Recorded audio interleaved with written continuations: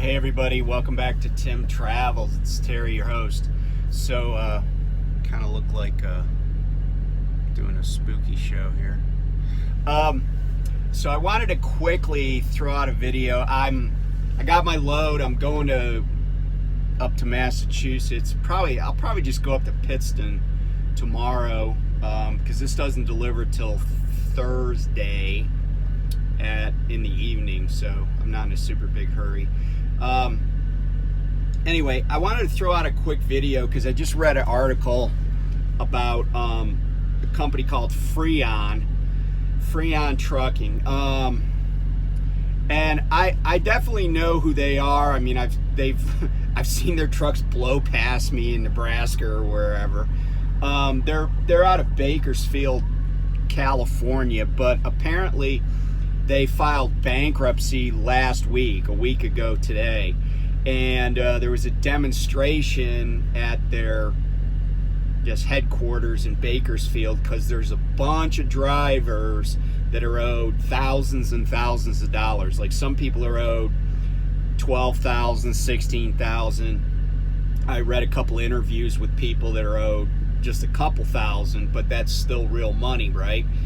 And so apparently there are people that have had their fuel cards denied out on the road, people that have had to pay for repairs out of their pockets, checks have bounced from the company, and that people's own bank accounts get shut down because there's fees or whatever, and all sorts of nasty surprises coming from these guys. And their motto is agility personified. But apparently they didn't have a motto of financial responsibility personified, because the people that make all the money for the company, the drivers, are the ones that are like not being paid.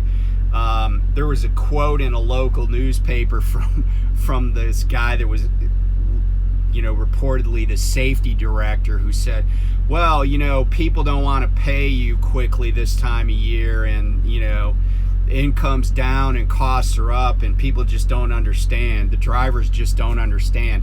And I'm like, dude, shut the F up. What people understand is they did work. You need to pay them. It doesn't matter if you haven't been paid. That's not how this works. Now, truthfully, I don't know the deal with Freon. I don't know if it's one of those fly-by-night companies that does we'll tell you everything you must do, but we'll make you a 1099 employee, which is not an employee. But, what my advice to these guys at Freon is immediately you can go online, find out which, and Bakersfield is probably in the Central District of California, and that matters because the company would have filed for bankruptcy in the Central District of California. And so go to the bankruptcy court's website, and there'll be information on how to file a claim. You want to file a claim, and employees are going to be priority creditors, but you still may need to file a claim, and at least find out if there's a trustee that's been assigned, a U.S. bankruptcy trustee has been assigned to the case, so you know who you could talk to. And the trustees always have staff and offices and stuff, and you can reach out to them. And you need to just do things to protect your rights and get it documented, right? Like, get it filed with the bankruptcy court.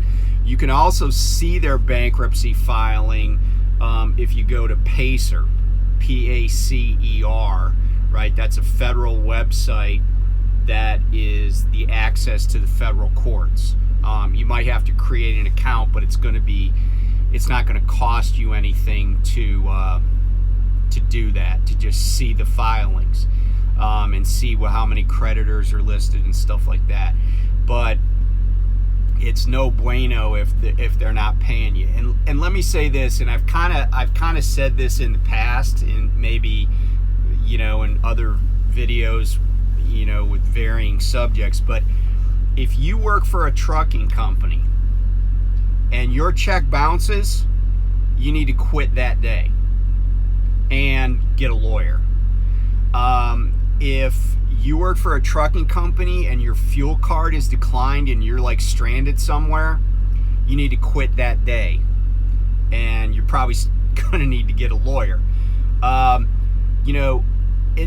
a lot of times there are these people that are like, oh, it's illegal to, abandon your truck and stuff.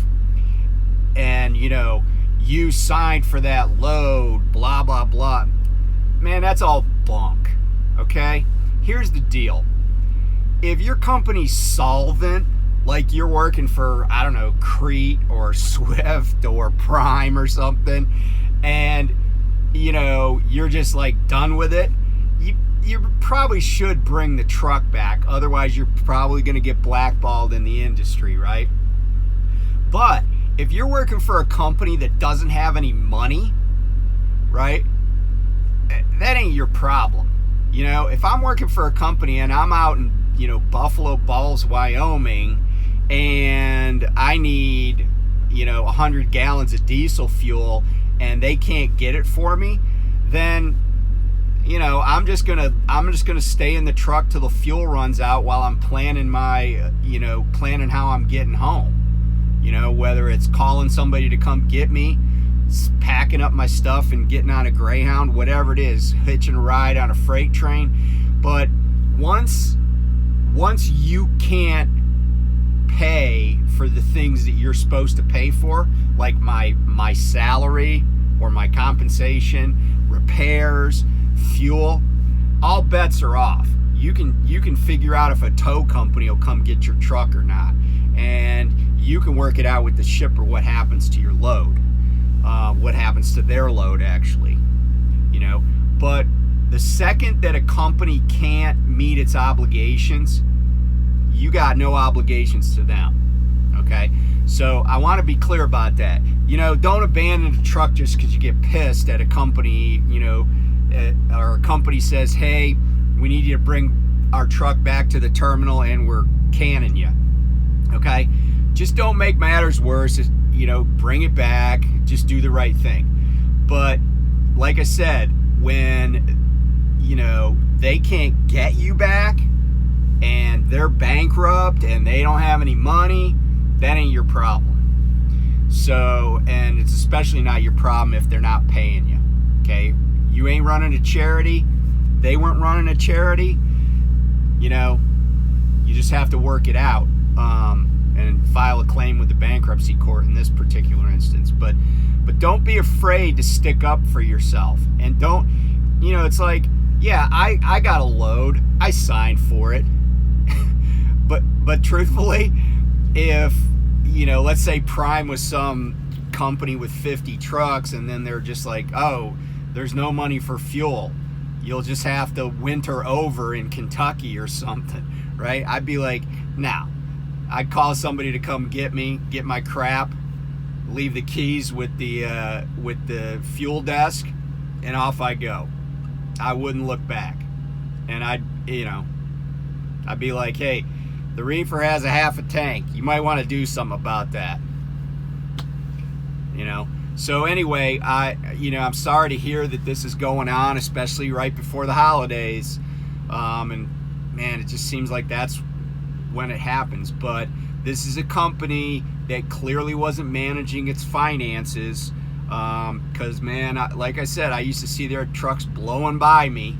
Now it's not hard to blow by me some days because I'm only doing 58, but the point is, they obviously weren't taking care of business, and now they're not taking care of their most important asset, which is their truck drivers. So anyway, if anybody knows anything you want to put in the comments, I'd love to hear it. I always think more information is better, and that people know what's going on out there in the industry. So if you see somebody from Freon, buy them a hamburger, and hopefully they can get back home, because I'm guessing it's not a huge company. It's probably most of the people live in the Bakersfield area.